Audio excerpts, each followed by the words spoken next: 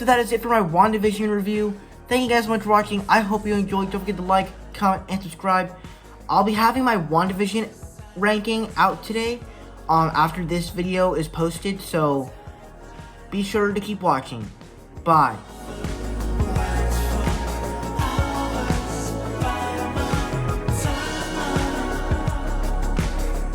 Alright, so now this is the episode that I was probably the most excited for, because, like I said in the review of the series, I personally liked this show, and I wanted to see, I had a feeling that this was the episode that was going to have the most action sequences, since, you know, since we've gotten used to this show. Of course they're going to have action sequences. It's MCU.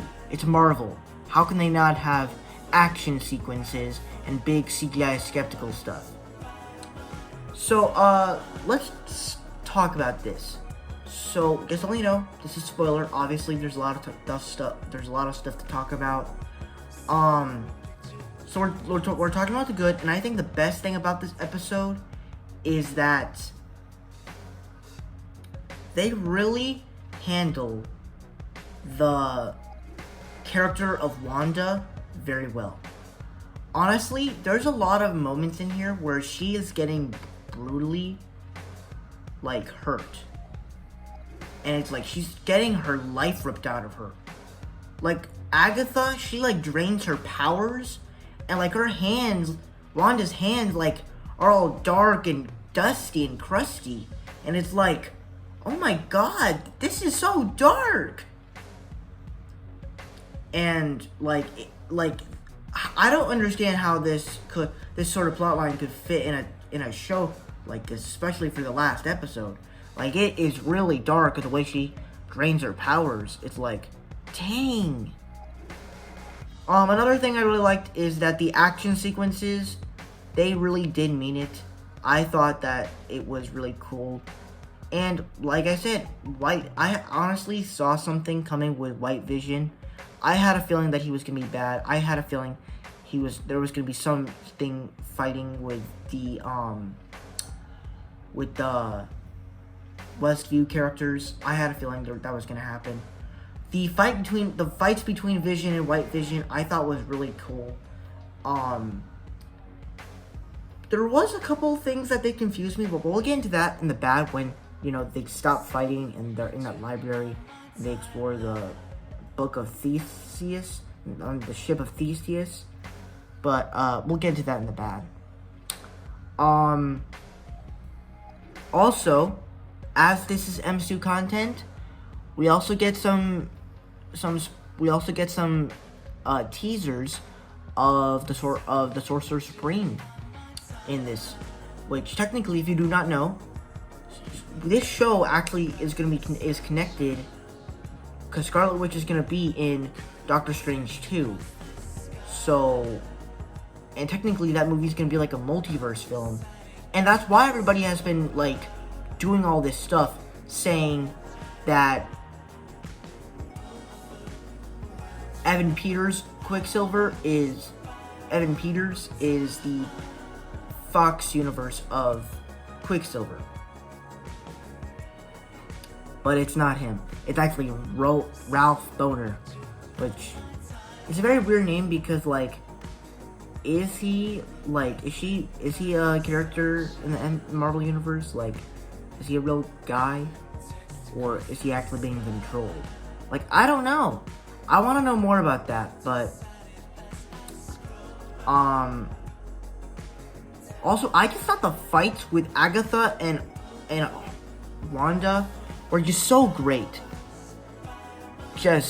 We learned a lot about the witchcraft and stuff like that. It's like, I can kind of see how it leads into Doctor Strange 2, but not really.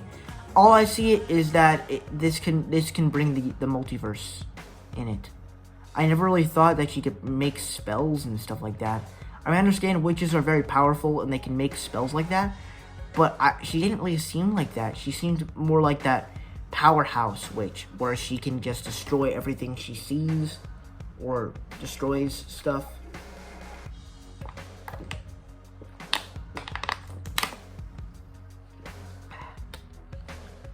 So there's a lot of things I did like about this episode. A lot of cheer moments. Now I will say this. There are some things I do have questions, and there are some things I do want answered. So there's a lot I enjoyed about this episode, and also the ending where Wanda has to sacrifice herself to not see Vision for the last time. Like, it's very sad. It just puts a great arc to her, and like she puts the hood over her head, and it's like it's very sad. It is. It just goes back. It just kind of goes all the way back to what happened in Infinity War. It really does. I think it just does. I love the ending scene. So, oh, and one more thing before we get into that, let's talk about the end credit scenes. So we have 2 end credit scenes, the most of them so far, because we've for the last 3 episodes we've actually gotten end credit scenes for all 3 last episodes. So the first end credit scene is when, basically, since Wanda has basically, the Hex is no more. The Hex is nothing anymore. She's basically, got rid of it. Everybody is free. Westview is free to go. So basically so now that the Hex is gone, the government can go in and save people, fix everything and stuff like that. Hayward gets arrested because he's a bad guy. And then some person says that they need her help, that they need Monica in the theater. And then all of a sudden, this woman that meets with Monica is a Skrull. To be honest,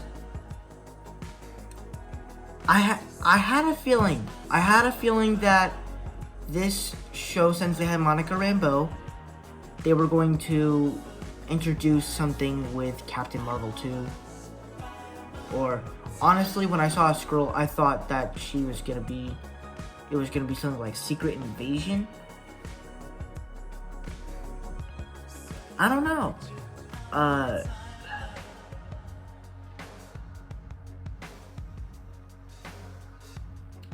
don't know. I thought the end credit scene was a little...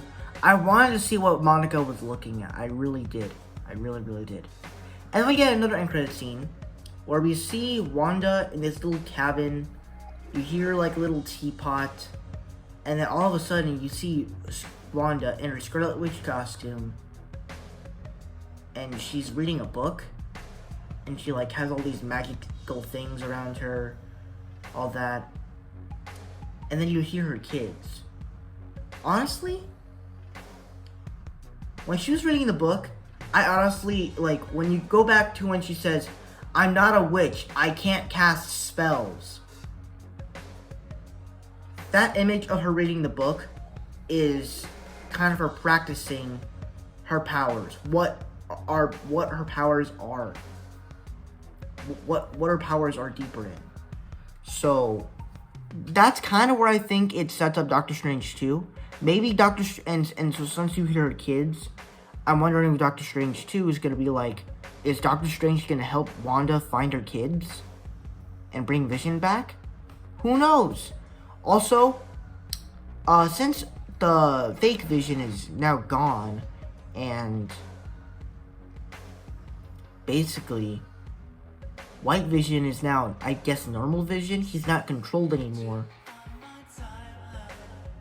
I wonder, like, Wanda kind of does have love now, because White Vision has his memory back. So, can they go back to normal? Who knows? But, yeah, that is everything I loved about WandaVision episode 9. Wow, this part right now is like 9 minutes. This is insane. Now, let's get on to the bad.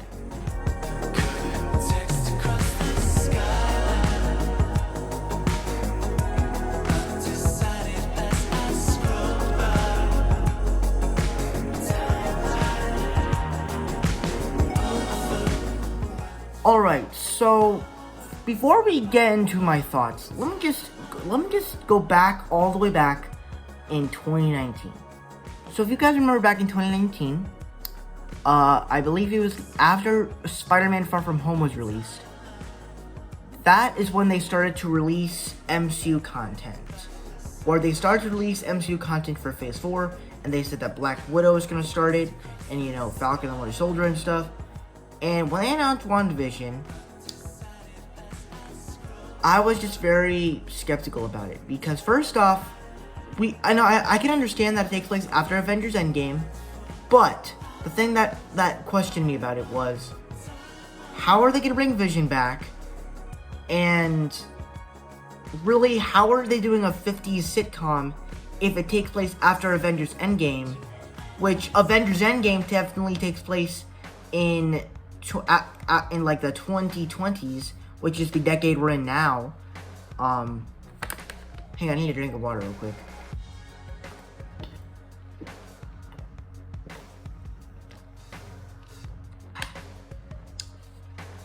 It's like, I had all these questions, like, how are they doing it? And like, how is Jimmy Woo and Monica Rambeau and Darcy gonna fit into this? But as we started to explore the show more, especially with episodes 3 and 4, that's where the show kind of got interesting. And that's kind of what made me like this show a whole lot. Because it answered some questions. While it was a sitcom, it did have some of that MCU formula that we wanted. And introduced some stuff that we love about the MCU. Granted, they have like 2 episodes where they have like a backstory of the characters, such as Monica Rambeau and Agatha Harkness, and I thought both of those characters are really good. And overall, I just love the way it's put together. The first episode I just absolutely love. The way the whole show, like, it starts out as a sitcom, which I actually like. I thought the first episode, the way they introduced the sitcom, it all works. But then the second episode was a little disappointing. I thought some stuff did work, but it did leave me with some more questions. But I don't know, the plotline about there were just some plot lines I didn't really like. But then as we just got to explore, until episode 3, where Monica literally mentions Ultron, that is where the show gets interesting, because they mention outside something in the MCU that I believe that is not present in like this whole sitcom Westview world, I guess, and nobody knows, since the episode that took place was the 70s. So it does a lot of great stuff right. It has some of the character arcs that we love, some very funny moments. They handle most of the sitcom stuff very well. So overall, what is my score with this show? I'm not really sure. I'm probably gonna give it an A-, just because I absolutely love this show. It's one of the most surprising MCU Disney Plus shows we've ever seen.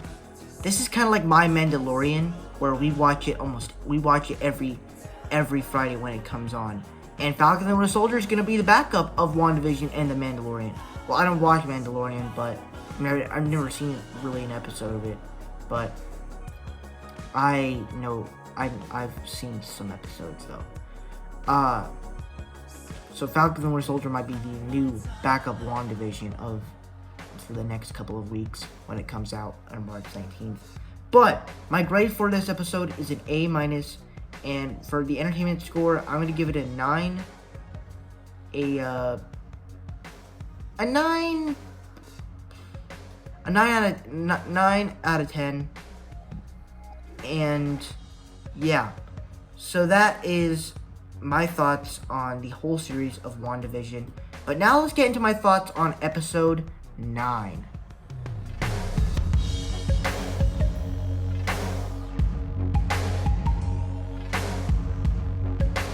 Alright, now moving into the bad, there's not really any big problems here, but I would say that the big problem here is that I wasn't really interested into the witchcraft stuff. Now, one part I was interested in, that Wanda can cast spells and stuff like that. But that's really it. I didn't really think that, like it was an eventful episode. Well, I mean, it was, obviously. I just didn't think the witchcraft that happened with it. It was very confusing for sometimes. But at the same time, it did make sense.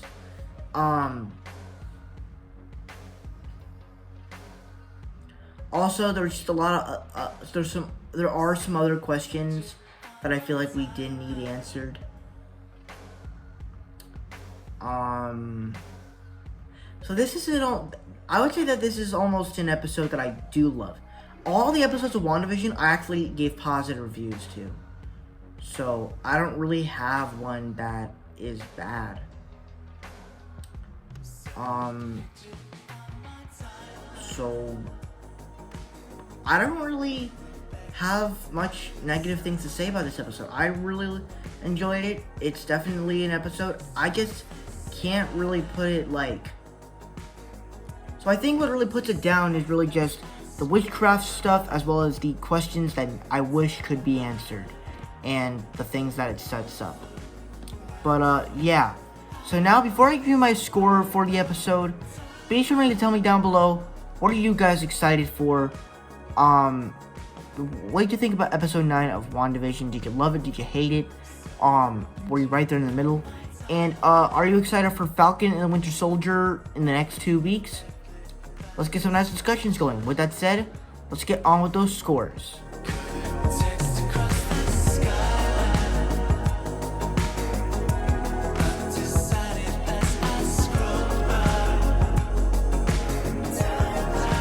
Hello YouTube world, my name is Nicholas Montez, and you're watching my YouTube channel, Nicholas Montez.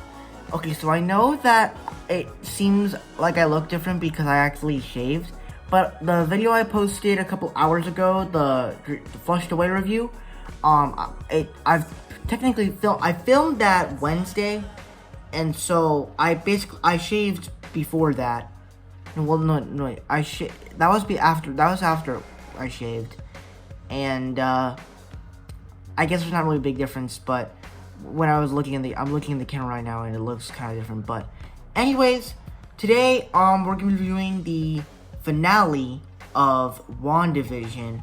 Now, as a fan of this show as I am, I'm kind of sad that this show is ending, because I personally just love this show. I think it's one of the best shows.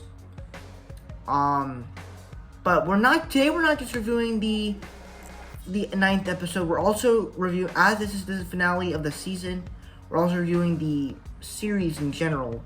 So, we're gonna do the series review first, and then the episode. So, without further ado, let's get started with the review for the season. So we're gonna do the season review first, and then we're gonna do the episode review. So first off, let's talk about the season as a whole.